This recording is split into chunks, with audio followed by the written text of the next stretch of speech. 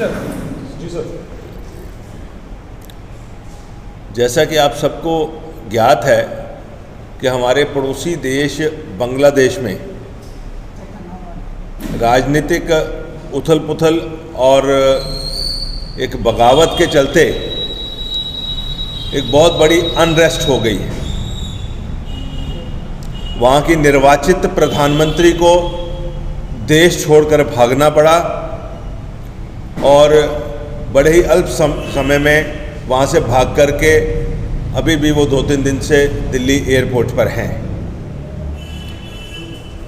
उनके देश छोड़ने के बाद जिस तरह की सूचनाएं आ रही हैं कि उपद्रवी और अराजक तत्व वहाँ पर हावी हो गए हैं और स्थानीय पुलिस और आर्मी कानून व्यवस्था को बनाए रखने के लिए कुछ काम नहीं कर रही है। बांग्लादेश पिछले कुछ समय से ऐसे लग रहा था कि धीरे धीरे करके तरक्की कर रहा है, लेकिन इसके साथ साथ शुरू से ही ऐसी चीज़ चल रही थी कि हिंदू अल्पसंख्यक जो वहाँ 1971 में 32% थे, आज घटकर केवल 8% रह गए हैं। धार्मिक प्रताड़ना वहाँ पर बड़े उग्र रूप से चलती आ रही है और समय समय पर हिंदू आबादी को वहाँ के अराजक तत्वों का, उनकी दुर्भावना का और उसके साथ साथ धार्मिक प्रताड़ना का हिंदू समाज को वहाँ पर शिकार होना पड़ रहा है। और बार बार होने वाले दंगे उसकी वजह से उनकी स्थिति दयनीय है। आज जो दंगे वहाँ पे पिछले कुछ दिनों से चल रहे हैं, उन दंगों में बांग्लादेश का कोई भी जिला ऐसा नहीं बचा जहाँ पर धार्मिक प्रताड़ना या हिंदुओं को धार्मिक रूप से प्रताड़ित ना किया गया हो। कोई ज़िला ऐसा नहीं बचा, जिस तरह की सूचनाएं आई हैं, जिस ज़िले में मंदिरों में तोड़फोड़ न की गई हो, पुजारियों में के साथ तोड़फोड़ न की गई हो। और इसके साथ साथ उनका जो दुर्भावना ग्रसित एजेंडा है, भारत के द्वारा बनाए गए इंदिरा गांधी कल्चरल सेंटर, उसको भी तोड़ दिया गया है।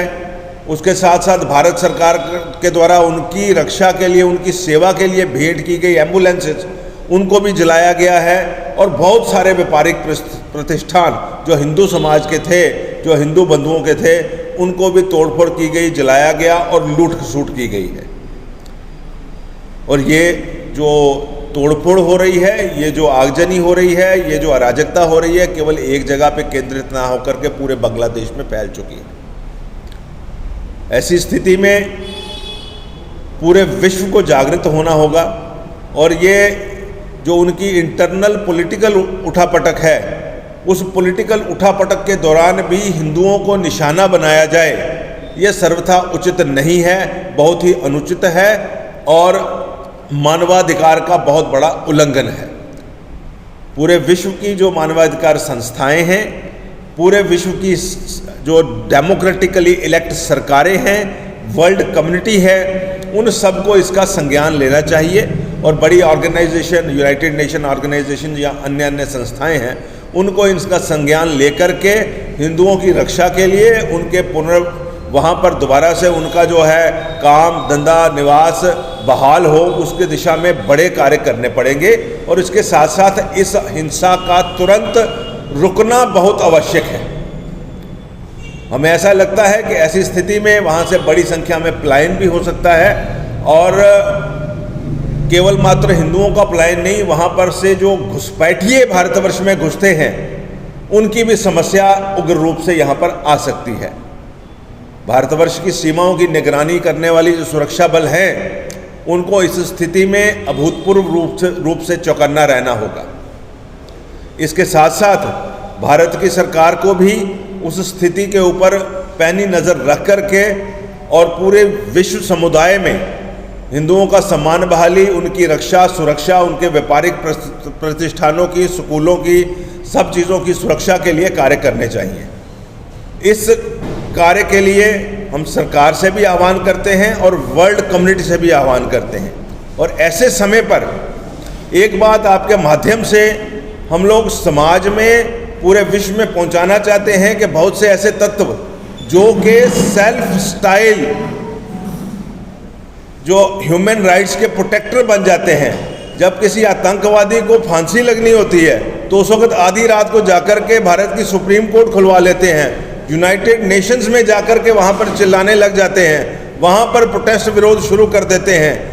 बहुत ही हैरानी की बात है कि उस तरह के स्वयं भू मानवाधिकार संगठन, उनमें से कोई भी हिंदुओं की जान माल की रक्षा के प्रति चिंतित नहीं है।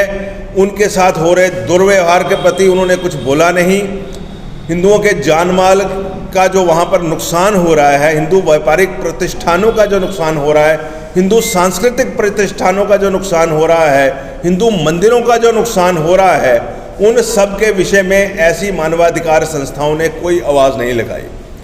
बहुत सारे उदाहरण हमारे सामने आ रहे हैं। इस्कॉन टेम्पल पूरे कोविड के समय के दौरान वहाँ के स्थानीय नागरिकों को भोजन करवाते रहे, जिसमें 92% मुस्लिम समुदाय था, और उसी मुस्लिम समुदाय ने आकर के इस्कॉन मंदिर को आग लगा दी, पुजारियों को मारा।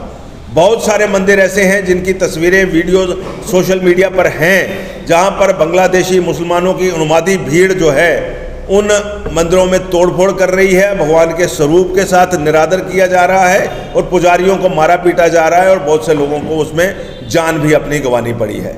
आपके माध्यम से हम एक बार पुनः विश्व समुदाय को और भारत सरकार को, दोनों को अपील करते हैं कि इस घटनाक्रम को लेकर के उचित कदम, जिससे कि हिंदुओं के जान माल की सुरक्षा हो और बांग्लादेश में लोकतंत्र की पुनः बहाली हो, ऐसे कदम उठाए जाएं, और शीघ्र मिनॉरिटीज़ में, जो वहाँ पर मिनॉरिटीज़ रह रही हैं, उनमें एक विश्वास की बहाली हो। धन्यवाद।